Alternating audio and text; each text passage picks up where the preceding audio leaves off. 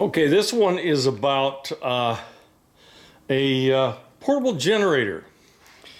Now, this one is a Sportsman GEN 4000DF, 4000 surge, 3500 running watts. You can see that on the side of it anyway. The reason I bought this silly thing was, well, there's a couple of reasons. Number one, Home Depot had this silly thing for 250 bucks. And I thought, yeah, that is really cheap. And if I only use it a couple of times, I think it's probably worth it. I've already used it a couple of times, but, you know, you find uses for stuff you have. But a couple of cool things about it, it's dual fuel. Now you can see that propane cylinder on there. It'll run on propane or it'll run on gasoline. So I thought that was interesting. Sometime in the future, I will see if I can do some modifications to make this thing run on natural gas. That's a little bit farther down the line, but and they say you're not supposed to do it, but you know, they say everything. So anyway, it's got 4 outlets on it. It's got a 12 volt outlet, 4 15 amp outlets, which are actually 8 amp. Supposedly there's a 8 amp breaker on them, although I've run it above 8 amps and it hasn't kicked off. It does do a 12 volt battery charge. Let me get a little closer in there so you can see that. Okay, you can see the 4 outlets there. This is not 240, 120. It is only 120. I kind of wished I could have got one that had 240 on it, but ain't happening. But it also has a 30 amp 120. That's over in the right lower part. So you've got a number of places that you can take power. The 12 volt, the 120, 8 amps, and the 30 amp 120. That's like an RV connector. So yeah, you could use it that way. Okay, it is 7 horsepower. It is manual start. Doesn't come any other way. I will say it does start pretty easy. I suppose I should start the silly thing and show that it runs.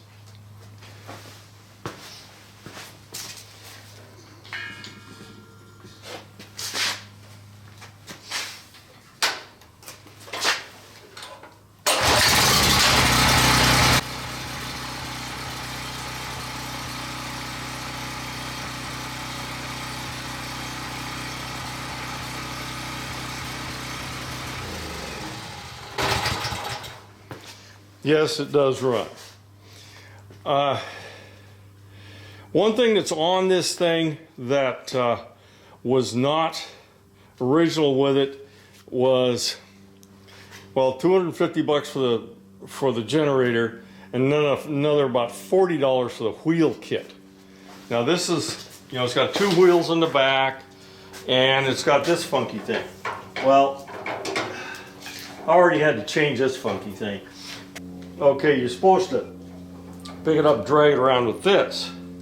The problem is, this pipe's too short. And as you're walking away, the thing is kicking your heels as you move along. So, pretty ugly. I switched it out, made a different setup, like that. So now, I can just pull it like that, and I don't end up stepping or getting jammed. Of course, you can't just put it down like that, so you have to have a little set screw here too.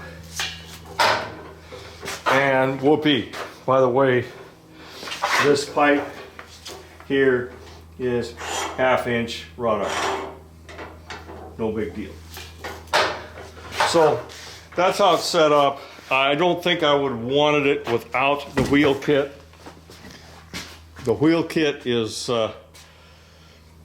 fairly cheapo thing, but it does work, and probably would cost me as much to buy the parts to do this thing anyway, to put some sort of wheel kit on it. Anyway, so what's its performance? And that's more important than anything else. So let's take a look. You know, I told you those are 8 amp circuits on each one of those, which kind of grumbles me a little bit. But that is how it's set up. So I'm going to run this thing on gasoline and propane. Just to show you, it's kind of interesting how you have to, if you start it and you have it running on gasoline, there's a method you have to do to make it start and run right if you put it on propane. So I'm going to go ahead and go through that. If I was running it on gasoline, there's a little petcock down there, right? Oh, come on. There we go. And of course it has to be down, facing vertically, in order for it to dribble gas into the carburetor. And then you can go ahead and start the thing up. So let's see what happens. Gasoline's on. I'll give it a little choke. Oops. Turn it on first.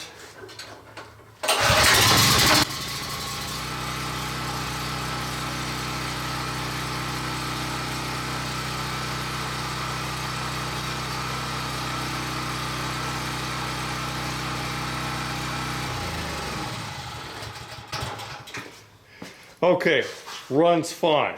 Now, here's what's going to happen when you turn propane on while this thing is on gasoline.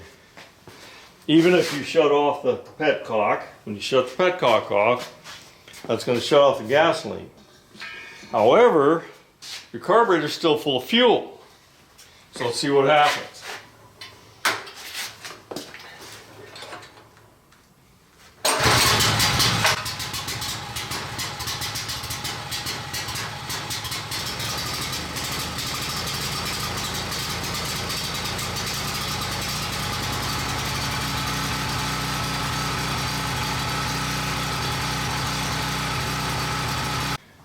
Okay, I suppose you could probably do that whenever you switched over, but, and it's interesting, the instructions don't say anything about it.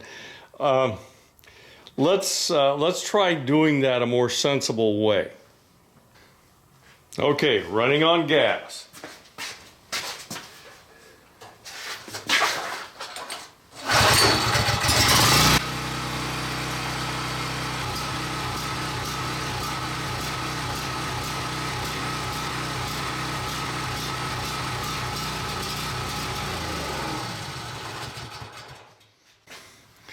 Okay, it has run out of fuel. Now we're going to put it on propane.